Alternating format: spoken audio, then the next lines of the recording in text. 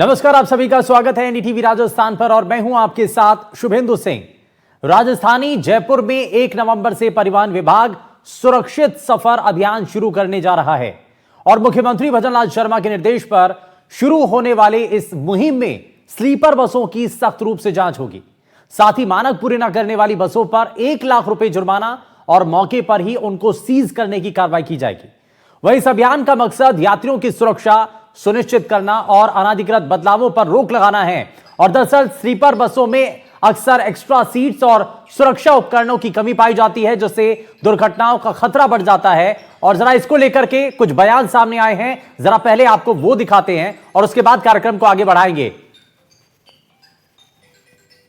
परिवहन विभाग का उद्देश्य है कि लोगों का जो सफ़र है उसको सुरक्षित किया जाए और सुरक्षित सफ़र के लिए ज़रूरी है कि जो बस में वो ट्रेवल कर रहे हैं उस बस के जो AIS मापदंड है, अर्थात बस में जैसे 2 इमरजेंसी गेट होने चाहिए, बस में हर सीट के पास हैमर होना चाहिए, बस में अग्निशामक यंत्र होना चाहिए, जो इमरजेंसी गेट है वो किसी सीट या उससे स्लीपर से कवर नहीं होना चाहिए। ठीक है, इसी प्रकार से लगेज कैरीज जो ऊपर वो लगा के लेके जाते हैं, एक प्रकार से गुड्स व्हीकल के रूप में काम में लेते हैं, ये सब नहीं होना चाहिए। ऐसे मोटे मोटे मापदंड है। बाकी जैसे मान लीजिए इसका गैंगवे है, उसकी साइज कम नहीं होनी चाहिए, जो निर्धारित साइज है वही होनी चाहिए। ऐसे बहुत सारे मापदंड हैं। दुर्भाग्य से हम देखते हैं कि सिर्फ अपने लालच के चक्कर में बस संचालक, सारे बस संचालक तो नहीं हैं, लेकिन कुछ बस संचालकों द्वारा इनमें मापदंडों के विपरीत जाकर जो ये मॉडिफिकेशन करते हैं, उससे क्या है कि ये चलते फिरते हादसों को जन्म देने वाले घटक बन जाते हैं। सर, क्या रहा गेट खोलने की आपने भी कोशिश की? हमने सबसे पहले तो पैसेंजर से खुलवाने का प्रयास किया, क्योंकि किसी भी इमरजेंसी में सबसे पहले रीच पैसेंजर की रहेगी और पैसेंजर उसको खोलने में असमर्थ रहे। मैंने भी प्रयास किया लेकिन नहीं खुल रहा है, वो ब्लॉक है पूरा का पूरा गेट। तो ऐसे गेट का कोई यूज नहीं है। किसी भी इमरजेंसी के अंदर अगर हम गेट ही नहीं खुलेगा तो उसका होना ना होना कोई मतलब नहीं है। इमरजेंसी गेट तो पूरी तरीके से बंद है सर। हाँ, इमरजेंसी गेट तो पूरा बंद है। यहाँ पे आप देखिए, मैं आपको दिखाना चाहूँगा, ये देखिए, ये तस्वीरें हैं। जो स्लीपर बस होती है उसके अंदर अमूमन देखा जाता है कि स्लीपर के अंदर सवारियों को रखा जाता है, लेकिन यहाँ पे जो है आप देखिए, एक नहीं कई स्लीपरों के अंदर इसी तरीके से जो है यहाँ पर लगेज है वो रखा जा रहा है। RTO की टीम के द्वारा ये कार्रवाई की गई है। तो लगातार बसों में हो रहे हादसों को लेकर के अब प्रशासन और सरकार बेहद संजीदा है और खुद मुख्यमंत्री ने इस बारे में निर्देश दिए हैं और सख्ती बरतने की बात की है। इसी को लेकर के परिवहन विभाग अब 1 नवंबर से एक विशेष अभियान शुरू कर रहा है, जिसके तहत ऐसी स्लीपर बसों के खिलाफ कार्रवाई की जा रही है जिनमें नियमों का पालन नहीं किया जा रहा है। और क्यों आखिर ऐसी चीजें सामने आ रही हैं लगातार, क्यों बसों में हादसे हो रहे हैं, इसके पीछे की वजह क्या है, कारण कई हैं, उन सभी को समझेंगे। लेकिन सबसे पहले आज के खास मेहमानों से आपको मिलवा देते हैं। हमारे साथ बस ऑपरेटर सोसाइटी के प्रदेश प्रभारी राजेंद्र जिंदी जी कार्यक्रम में जुड़ गए हैं।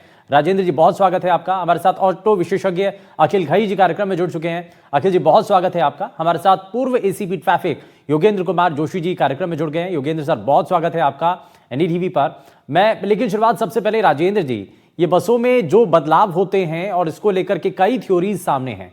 इसमें कहा जाता है कि भाई इसमें कई चीजें छेड़छाड़ कर दी जाती हैं और जब RTO के पास जाती है उससे पहले वहां पर सब कुछ, तब तक तो सब कुछ ठीक होता है, लेकिन RTO जाने के बाद जब सारी चीजें फाइनल हो जाती हैं उसके बाद उस बस के अंदर छेड़छाड़ कर दी जाती है, उसमें उसको एक्सटेंड कर दिया जाता है, बदलाव कर दिया जाता है। क्या क्या चीजें होती हैं, कैसे ये सब कुछ होता है और कहां पर करवाते हैं आप? सर, जो कुछ हमारे बस ऑपरेटर हैं, सारे नहीं, कुछ जो करते हैं इसको, गाड़ी का रजिस्ट्रेशन, फिटनेस प्रपत्र, परमिट लेने के बाद इमरजेंसी डोर के आगे सीट, पीछे इमरजेंसी नहीं लगाना और ऊपर लगेज भरना छत के ऊपर गुड्स के रूप में, है ना। तो ऐसी कई बातें हैं, ऐसी लापरवाही हैं, ऐसी गलतियां हैं, इन वजह से हो रहा है, है ना।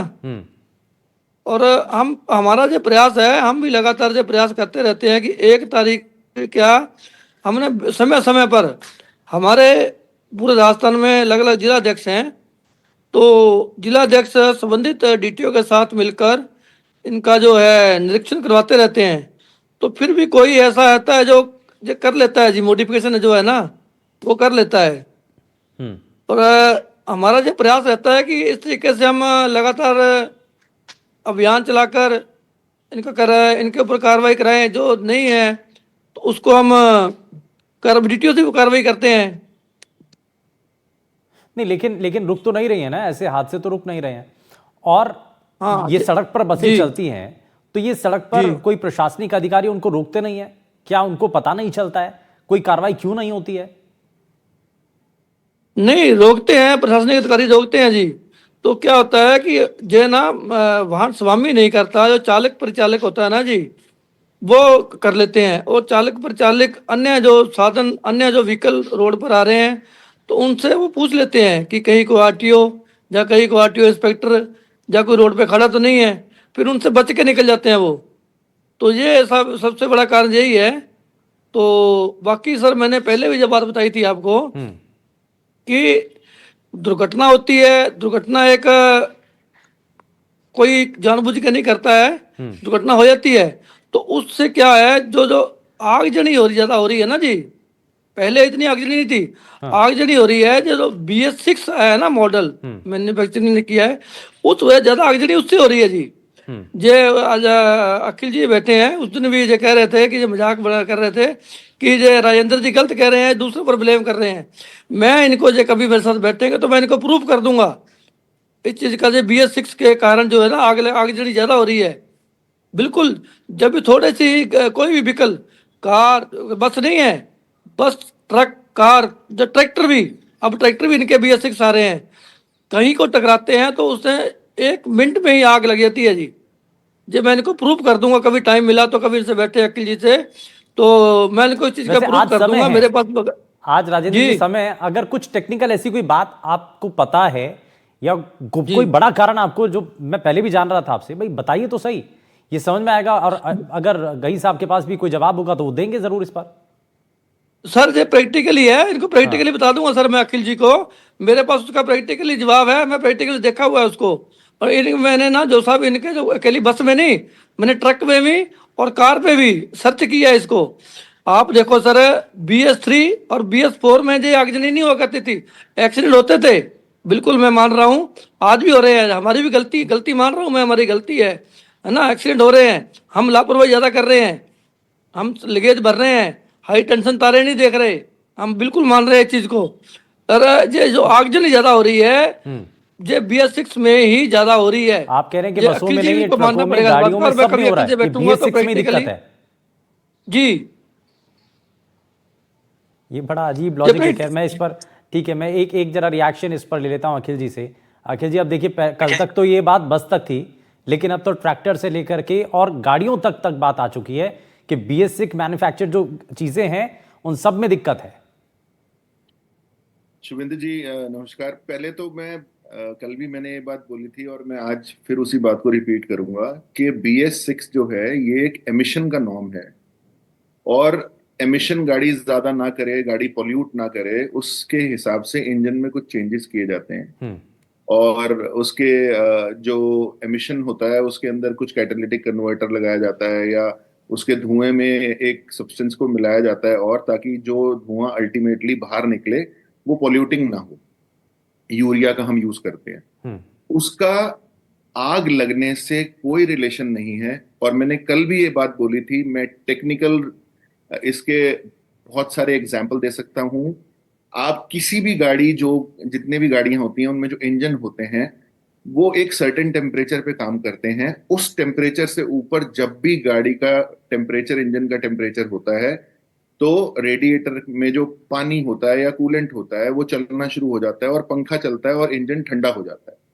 इसके अलावा और कोई काम नहीं होता कि गाड़ी ओवरहीट होके आग लगती है। गाड़ी कभी भी ओवरहीट होके आग नहीं लगती है। हाँ। गाड़ी में आग लगती है शॉर्ट सर्किट की वजह से, जो कि पुअर वर्कमैनशिप से आता है। जब आप बाहर मॉडिफिकेशन करते हैं गाड़ियों में, जो वायरिंग की जाती है, जो क्वालिटी ऑफ वायर यूज की जाती है, जो मटेरियल यूज किया जाता है, अगर उसमें लापरवाही बरती जाएगी, या फिर ये सबसे बड़ा एग्जाम्पल कि अगर आप हाई टेंशन वायर के नीचे से बस को लेके जा रहे हैं, वायर नीचे और आपने ऊपर गैस के सिलेंडर रखे हैं, तो उसका यूरो 3 यूरो 4 से कोई लेना कोई ही लेना नहीं है। देना नहीं है। बिल्कुल। कंबस्टिबल सब्सटेंस ऊपर रखा हुआ है, उससे अगर लाइव वायर टकराएगी तो ब्लास्ट तो होगा ही होगा।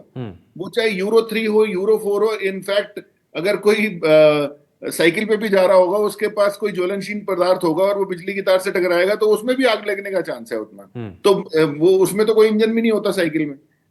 तो ये बिल्कुल तथ्यहीन है और मैं इसके ऊपर अभी भी अडिग हूँ और मैं इसके लिए कभी भी इसके ऊपर चर्चा या विमर्श करने के लिए ठीक बिल्कुल है, ओपन। ठीक है गई साहब, मैं वापस लौटूंगा आपके पास। मैं जोशी सर के पास आऊं, लेकिन उससे पहले एक और खास मेहमान हमारे साथ कार्यक्रम में जुड़ गए हैं। हमारे साथ retired deputy secretary CMO Thakurdas sir कार्यक्रम में जुड़ गए हैं। सर बहुत स्वागत है आपका एनडीटीवी पर। ठाकुर सर, एक चीज़ थोड़ा सा इसके बारे में क्लियर कीजिए कि भाई ये जो लगातार बसों को लेकर के जो हादसों की तस्वीरें सामने आ रही हैं, ये जो बसें हैं वो कैसे किलर बस बन जाती हैं, उसके कई कारण हैं, वो लगातार हम अपने इस कार्यक्रम के जरिए बता भी रहे हैं। और अब जो अभियान शुरू करने जा रही है सरकार, परिवहन विभाग इस पर खास तौर पर नजर बनाए हुए है। आपको लग रहा है कि ऐसे अभियानों की जरूरत है और ये बहुत समय लगा इसमें, ऐसे अभियानों को चलाने में? बिल्कुल सही बात है, अभियान चलाने की बहुत जरूरत है और उन्होंने चलाया भी था। और चलाने की वजह से ही लोगों ने, बस वालों ने गांव-गांव से बसें निकालना चालू कर दिया, क्योंकि ये आरटीओ के जो लोग हैं या जो पुलिस के लोग हैं, ये इनको इन्फॉर्म कर देते हैं बस वालों की कि भाई आगे चेकिंग हो रही है, इशारा कर देते हैं और फिर वो बस वाले जो हैं गांव से निकालने की कोशिश करते हैं। और लापरवाही तो देखो बस मालिक की है, इसमें देखा जाए बस मालिक और जो बस ड्राइवर जो रखा है उन्होंने, उसकी वजह से सारा ये काम हो रहा है। हाँ। इंस्पेक्टर तो क्या हर बस के साथ तो इंस्पेक्टर जा नहीं पाएगा ना आरटीओ का, पर भाई इतना ही है कि भाई वो सख्ती करें, थोड़ी सख्ती करें। इनकी फिटनेस को देखें, फिटनेस का तो ये हाल है कि मतलब गाड़ी में बॉडी बनी नहीं और फिटनेस का सर्टिफिकेट मिल गया। जैसा कि आपने अखबार में पढ़ा होगा, इन दोनों बॉडी तो बन रही है, अभी चल पूरी बनी नहीं है और फिटनेस का सर्टिफिकेट ले आए लोग। और फिटनेस के मतलब दलाल खोल रखे हैं, एजेंट खोल रखे हैं।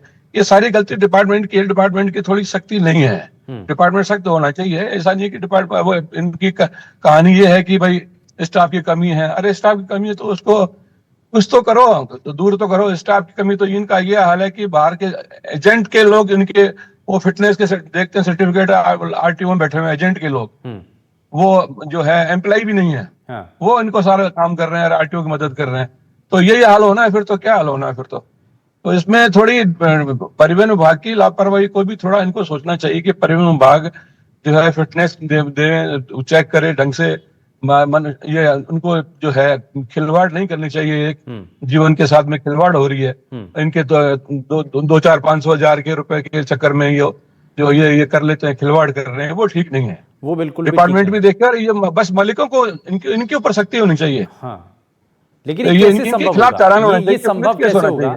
ये बिल्कुल ठीक बात है कि हर बस के पीछे कोई जो है पुलिसमैन तो नहीं होगा, ये संभव नहीं है। लेकिन इसमें जोशी सर, ये कैसे अपॉइंट किया जाए, ये कैसे आइडेंटिफाई किया जाए कि भाई जो बस मालिक हैं कम से कम वो सही तरीके से काम करें? अगर वो शुरुआत ही ठीक हो जाए और प्रशासनिक का जो स्तर है, अगर आरटीओ में जाती है तो वहां पर बाकायदा क्रॉस चेक हो और उसके बाद भी रूटीन जो है ईयरली या 2 साल के अंदर उनका फिटनेस टेस्ट हो, उसमें बाकायदा सब कुछ चीजें चेक की जाए और जहां पर कमी हो तो वहां पर कार्रवाई की जाए। शुभेंदु जी, पहले तो मैं आपको धन्यवाद देता हूं कि आपने बड़े बड़े अच्छे लोगों को बुलाया है जो ऐसी बात कर रहे हैं कि वो ये बात गडकरी साहब तक जानी चाहिए। BS6 का मामला है कि भाई अगर इस तरह का मामला है तो गडकरी साहब ध्यान दें और BS6 अगर दुर्घटनाग्रस्त होते ही अगर आग लग जाती है तो वो परिवर्तित करे, ये उनको बताएं कि क्या चीज है। दूसरा मैं बताना चाहता हूं कि जितनी भी अवैध कार्रवाई होती है, अवैध बसें चलती हैं, अवैध रस्तों पे चलती हैं, इन सब की जानकारी पुलिस और आरटीओ इंस्पेक्टर को, अधिकारियों को होती है। कोई भी इनकी जानकारी के बिना किसी कच्चे रास्ते, पक्के रास्ते पर जा ही नहीं सकते। मैंने भी पुलिस की नौकरी की है, मैं भी जानता हूं आरटीओ किस तरह से काम करता है। आप बताइए, जब चेचिस दुकान पे खड़ा है, बनने के लिए खड़ा है और वहां उसका रजिस्ट्रेशन हो जाता है, वहां उसका फिटनेस हो जाता है, आप बताइए बाद में नहीं होता, पहले ही हो जाता है, पहले ही वो पैसे जमा हो जाते हैं। और आप देखिए अभी 27 जुलाई 2022 का एक आदेश है आरटीओ का कि 6,000 रुपए जमा करो और ओवरलोड अपने ऊपर सामान भरो, अंदर भरो, मर्जी पड़े जितने ले जाओ, ये आदेश निकला हुआ, आप इनसे पूछ लीजिए। तो इस प्रकार की चीजें जब हो रही है तो वो कैसे चेंज होंगी आप बताइए। 71 इंच का स्लीपर कोच में लंबाई होनी चाहिए सीट की, वो 50 की हो जाती है। 27 इंच की गैलरी होनी चाहिए, वो 20 इंच की हो जाती है। मैं ये कह रहा हूं, जब चेचिस बन रहा है उसकी जानकारी आरटीओ को है, जब चेचिस बनने से पहले जानकारी आरटीओ को है, बनने के बाद जानकारी आरटीओ को है, और सब एक दूसरे पे दोष मान रहे हैं। अरे भाई, एक दूसरे पे दोष क्यों दे रहे हो? गाड़ी एक दिन में बन के थोड़ी आ गई है, इतनी लंबी चौड़ी गाड़ी बन के आती है। अब क्या हो रहा है, 8000 बसें रोज राजस्थान में बाहर से, यूपी, ये वो, अपने मतलब पूरे देश से यहां राजस्थान में आती हैं। आप बताइए, 23,000 से 2,23,000 से ज्यादा यात्री सफर करते हैं। अब कोई कहते हैं साथ सामाजिक चेतना करिए। अरे भाई, यात्री यात्रा करेगा, उसको जाने की जल्दी है, उसको अपने गंतव्य पे पहुंचने की जल्दी है। ये उसका सामान भी रख देते हैं, सिलेंडर रख देते हैं, उसकी मोटरसाइकिल भी ऊपर रख देते हैं। तो वो बेचारा क्या करे? वो इनसे लड़े, वो इनको कानून बताए? ये संभव है क्या? लेकिन कर क्या रहे हैं?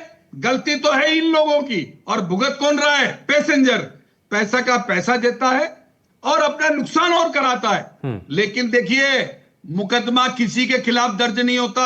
ये जो एक्सीडेंट हो गया, इसमें जरूर मुकदमा दर्ज हुआ, बस वाले के खिलाफ हो गया, कंडक्टर ड्राइवर के खिलाफ हो गया, बॉडी बनाने वाले के खिलाफ हो गया। लेकिन जिस जिम्मेदार ने वो रजिस्ट्रेशन दिया है, जो परमिट देता है, उनके खिलाफ हमारे राज्य में कोई कार्रवाई नहीं होती। आगजनी हो जाती है, उस व्यक्ति के खिलाफ कार्रवाई हो जाएगी जो बस चला रहा है। अस्पताल में आगजनी हो गई तो ठेकेदार के खिलाफ कार्रवाई होगी, लेकिन जिम्मेदार के खिलाफ कार्रवाई कौन करेगा? कोई नहीं करता है। सब जांच करेंगे, निलंबित कर दिया, सस्पेंड कर दिया, और असल कड़ी को पकड़ने की बहुत ज्यादा जरूरत है। एपीओ करने के बाद भी आ जाते हैं, सस्पेंड करने के बाद भी आ जाते हैं। बताइए, अब तक कितनों को सजा दी गई है सरकार ने, जो ये चेक कर रहे, जिनके इलाके में ये बसें निकल रही हैं। अब आप बताइए, यूपी से बस आती है, वो कच्चे रास्ते से भी नहीं जा सकती, वो जाती है तो पैसा देती है। ये कोई नहीं छोड़ता। मैं जानता हूं अच्छी तरह से, मेरे को पता है कि आरटीओ चेकिंग कैसे करता है और पुलिस चेकिंग कैसे करती है। कोई बच के नहीं जा सकता इन लोगों से। लेकिन पैसे का खिलवाड़ है, पैसे दीजिए, सब काम होगा। आप जो पहले लाइसेंस, रजिस्ट्रेशन सब मिल जाएगा आपको। आपको बताऊं कोटा की क्या स्थिति है, 1300 रुपए लाइसेंस बनने के ऊपर देने पड़ते हैं, तब आपका जो दस्तावेज है वो ऑनलाइन आता है, नहीं तो ऑनलाइन ही नहीं आएगा। बैठे रहिए आप, और अगर नहीं है तो जांच कर लीजिए जाके। तो जब हमारे आरटीओ विभाग है, पुलिस विभाग है, ये विभाग है, अगर जब ये इस तरह से होंगे तो ये बस वाले तो करेंगे। आप बताइए, अभी बसें रिपेयर होने जा रही है, सब चेंज करा रहे हैं, कोई बॉडी चेंज करा रहा है, कोई क्या करा रहा है, भीड़ लग रही है, सवारियां परेशान हो रही हैं। नहीं, ये बड़ा वैलिड पॉइंट है सर, कि बस जो है तैयार होने से पहले उसका चेसिस नंबर, उसका आरटीओ, सब कुछ तैयार हो जाता है। और ये कैसे हो रहा है? मैं इस बीच हमारे साथ एक और खास मेहमान कार्यक्रम में जुड़ गए हैं, वीपी सिंह जी हैं, पूर्व आरटीओ हैं। वीपी सिंह जी, बहुत स्वागत है आपका एनडीटीवी पर। सर, बहुत सारी चीजें और बहुत सारा, क्योंकि लंबा समय आपका बीता है, ये बस में हादसे हो रहे हैं, और उसमें सवाल ये कि भाई कैसे ये बसें एक्सटेंड हो जाती हैं, कैसे उनके जो इमरजेंसी एग्जिट हैं वहां पर सीटें लग जाती हैं, वो बंद कैसे हो जाते हैं, जो पैसेज वे है वो कैसे सकरा हो जाता है, और कैसे आरटीओ उनको पास कर देता है, ये कैसे हो रहा है सर? नमस्कार सर, सभी को मेरा नमस्कार।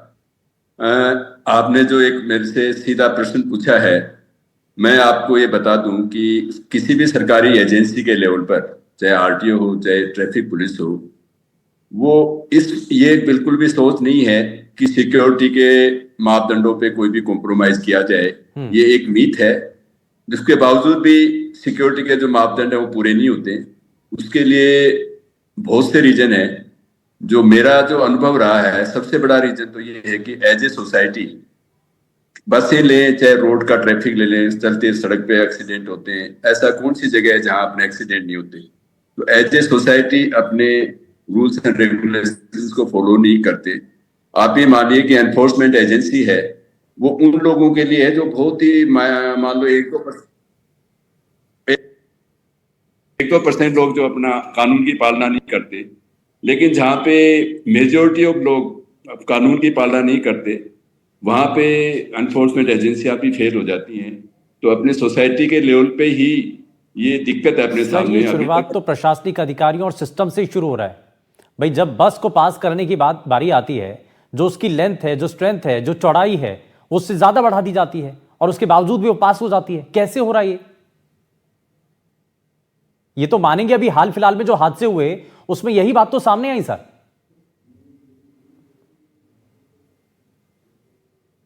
साथ पूरी नहीं होती। वो जिस समय ये अपना लाइसेंस लेती हैं या पास कराती हैं, उस समय उनका एक ये नहीं होता, उसके बाद सर, मैं वापस लौटता हूं आपके पास, मैं वापस लौटता हूं। यही सवाल मैं वापस से करूंगा आपसे, जानूंगा। लेकिन मैं इसमें जरा हमारे साथ ठाकुर दास सर भी हैं। ठाकुर सर, इसमें अब सुना आपने कि भाई हर स्तर पर कमियां हैं, गड़बड़ियां हर स्तर पर हैं। लेकिन क्या ऐसे जो अभियान शुरू किए जा रहे हैं, क्या इनसे पूरी तरीके से रोक लग पाएगी ऐसे हादसों पर? क्या जो बसें हैं जो सरकारी नियमों की अवहेलना कर रही हैं, ऐसे बस संचालक हैं, क्या उन पर लगाम लग पाएगी ऐसे अभियानों से? चलाकर 15 दिन 20 दिन महीने भर में तो चलो कंट्रोल कर लिया। ये तो रेगुलर चेकिंग का विषय है। रेगुलर चेकिंग जब तक नहीं होगी, तब तक ये समस्या रहेगी। 15-20 दिन बाद, महीने भर बाद फिर वो तो चालू हो जाएंगे। उनको पता पड़ जाएगा चेकिंग बंद हो गई है, तो फिर वही हिसाब किताब चालू हो जाएगा। तो सख्ती तो डिपार्टमेंट के ऊपर भी करनी चाहिए। डिपार्टमेंट के जो हेड है उनको सोचना चाहिए। अब देखो, मैं कहना नहीं चाहिए मुझे, मंत्री का बेटा ही ट्रैफिक के नियमों को उल्लंघन कर रहा था, तो अब वो मंत्री क्या आरटीओ वालों के खिलाफ कार्रवाई करेगा? तो ये थोड़ा सा ऊपर से जो भ्रष्टाचार होता है वो ऊपर से स्टार्ट होता है। अब इनके जो ट्रांसफर पोस्टिंग होते हैं आरटीओ के, इंस्पेक्टरों के या बाबुओं की सीट बदलने के 2-2 5-5 लाख रुपए लेते हैं, सीट बदलने के, उसी आरटीओ ऑफिस में। तो 5 लाख कोई देगा बाबू सीट बदलने के, या आरटीओ इंस्पेक्टर जो अपना बीट बदलने के पैसे देगा, तो वो कमाएगा, उल्टा सीधा करेगा। तो यहाँ थोड़ा सख्ती होनी चाहिए। ऊपर से थोड़ा भ्रष्टाचार कम हो तो नीचे अपने आप कम हो जाएगा। आरटीओ बदनाम बहुत है, इसमें कोई शक नहीं है। डिपार्टमेंट तो पुलिस का भी कम नहीं है, रेवेन्यू डिपार्टमेंट भी कम नहीं है, यूडीएस भी कम नहीं है, पर बदनाम ट्रांसपोर्ट है। तो थोड़ा इसमें ट्रांसपोर्ट डिपार्टमेंट को सख्ती करनी चाहिए। और अभियान, सिर्फ अभियान नहीं, कि रेगुलर चेकिंग होनी चाहिए। अगर स्टाफ कम है तो स्टाफ दो इनको। इतनी इनकम हो रही है, इतना टैक्स आ रहा है, दुनिया भर का टैक्स आ रहा है, और फिर भी अगर ये नहीं कर पा रहे हैं तो ये तो देखो अफसोस की बात है। आपने तो सारी कहानी कह दी सर। ऑनलाइन काम हो रहा है, उसके बावजूद भी काम नहीं कर रहे हैं। आपने सारी कहानी कह दी। खैर, मैं इसमें वीपी सिंह जी को वापस से जोड़ रहा हूं। सर, आपकी बात अधूरी रह गई थी। एक तो ये सर कि बसों को अभी जितने भी हादसे हुए हैं उसमें साफ साफ पता चल रहा है कि बसों को एक्सटेंड किया गया, उसमें इलीगल तौर पर उसको बढ़ाया गया, इमरजेंसी गेट बंद कर दिए गए। ये आरटीओ से परमिशन कैसे मिली? बताने की कोशिश की है। जब आरटीओ परमिशन देता है तो लगभग आप ये देखें कि जितने भी बसें हैं, कितना बड़ा एक जखीरा है, कितने नंबर ऑफ बसेज हैं। तो आरटीओ जब भी किसी को परमिशन देता है उस समय लगभग सारी बसें एज पर नॉर्म्स होती हैं। मेरी आवाज आ रही है सर? जी जी, आपकी आवाज आ रही है। इसके बाद में जो लोग अपने स्तर पे चेंजेस कर लेते हैं, जैसे इमरजेंसी गेट बंद करके उस पर कोई सीट लगा देना या स्लीपर कोच आप बना कह रहे हैं कि आरटीओ से परमिट मिलने के बाद फिर वो चेंज करते हैं? मैं ये 100% नहीं कह रहा हूँ कि सबके अंदर सही, मतलब लगभग सभी गाड़ियों में सही परमिट में ही मिलता है। लेकिन कुछ ऑपरेटर्स हैं, जो कुछ लोग हैं जो परमिशन के बाद में ये चेंजेस करते हैं। अपने देखते हैं कार्स में भी इसी तरह से होता है, ऑटो में भी होता है। लोग अपने स्तर पे ही चेंज कर लेते हैं, उसमें अपने सुविधा के हिसाब से, उसकी लागत कम करने के हिसाब से, अपनी सीटें बढ़ाने के लिए वो कर लेते हैं। दूसरी बात, इस तरह की जो बसें चलती हैं, जैसे अभी जो हाल ही में एक्सीडेंट हुआ है, तो ये वो बसें होती हैं जो जनरली आरटीओ से पास नहीं होती हैं या जिनके पास परमिट नहीं होता है। और ये जो हम अपने आम भाषा में चोर रास्ते बोलते हैं, वो गांव के रास्ते से, छोटे रास्ते से आके, क्योंकि ये लोग कम किराया लेते हैं, लोग भी जो भी लोग हैं इनको हायर करते हैं, उनको भी लालच रहता है कि भाई हमें थोड़ा पैसा बच जाएगा। और इस छोटा पैसा बचाने के चक्कर में जो बस का मालिक है वो भी लोगों की जान से खेल लेता है। और जो खुद ट्रेवल करते हैं लोग, जो इनको यूज करते हैं, जो इनको किराए पे लेते हैं, वो भी छोटे लालच से अपनी जान पे खेल लेते हैं। तो इसमें मैं ये नहीं कहूंगा 100% आरटीओ या आरटीओ की जो एजेंसी है उसकी सह से ये सारे काम होते हैं, या 100% एजेंसी तो सही है, सारी गलतियां होने की एजेंसी के लेवल पे भी कमियां हैं। लेकिन जो अभी ये चला कि अभियान चलता है, अभियान का पर्पज लोगों को कॉन्शियस करना होता है ऑपरेटर्स को, जो इस बिजनेस में है, बस के चलाने वाले हैं, लोग जानने वाले ठीक है। और या इसमें कोई इस इसमें तरह कई के चीजें जो साफ लोग हुई हैं, कई चीजें साफ हुई हैं। और मुझे लगता है कि कैसे आरटीओ से एक बस का परमिट मिलने से लेकर के उसके बाद होने वाले जितने मॉडिफिकेशन हैं और क्या नियम कहते हैं, और कोशिश यही है कि सरकार के द्वारा जो सख्ती की जा रही है उसका कम से कम असर तो दिखाई दे, जमीन पर वो चीजें दिखाई दें, और ताकि ऐसे बसों में हादसे रुक पाएं। बहुत शुक्रिया सभी खास मेहमानों का कार्यक्रम में शामिल होने के लिए। समय थोड़ा सा कम रहा, लेकिन ये बहुत सही बातें सामने आई हैं और एक्सपर्ट्स के द्वारा बताया गया कि असल में बसों के अंदर क्यों ऐसे हादसे हो रहे हैं और कहां पर कमियां हैं जिनको सरकार को, प्रशासन को अब ठीक करना है। यहां रुकने एक छोटे से ब्रेक के लिए, आप कहीं मत जाएगा, बने रहिए एनडीटीवी राजस्थान के साथ। नमस्कार।